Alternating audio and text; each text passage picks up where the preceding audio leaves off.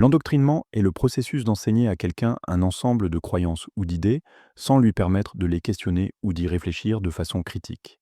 Contrairement à l'éducation qui encourage l'exploration, la curiosité et la pensée indépendante, l'endoctrinement se concentre sur l'inculcation de points de vue ou d'idéologies unilatéraux.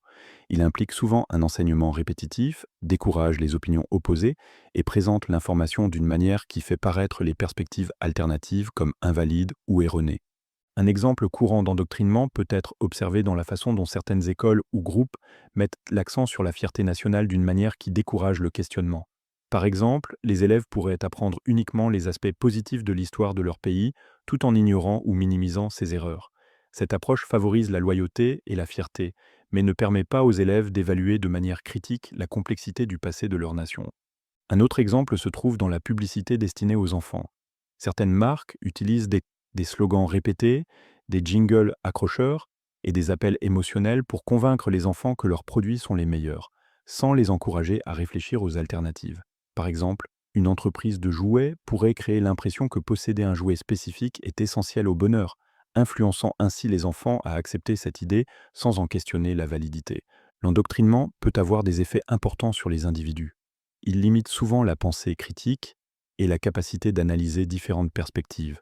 Les personnes endoctrinées peuvent avoir du mal à remettre en question les idées qu'on leur a enseignées, ce qui rend plus difficile la formation de leurs propres opinions. Ce manque d'ouverture d'esprit peut conduire à une vision étroite du monde, réduisant les opportunités de croissance personnelle et d'apprentissage.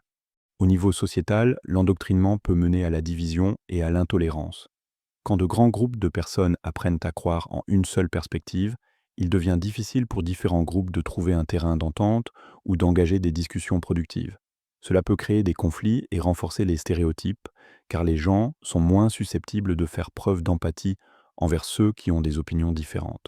Les sociétés qui s'appuient trop fortement sur un seul ensemble de croyances peuvent avoir du mal à s'adapter au changement ou à relever des défis complexes.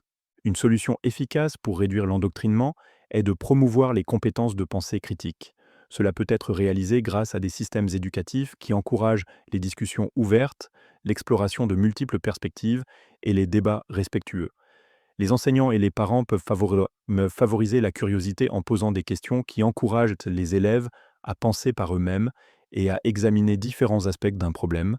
Par exemple, au lieu de présenter une seule version de l'histoire, les éducateurs peuvent introduire des interprétations contradictoires et guider les élèves dans l'analyse des preuves pour tirer leurs propres conclusions. L'éducation aux médias est un autre outil important pour lutter contre l'endoctrinement. Apprendre aux individus à reconnaître les informations biaisées ou manipulatrices les aide à devenir des consommateurs d'idées plus avisés.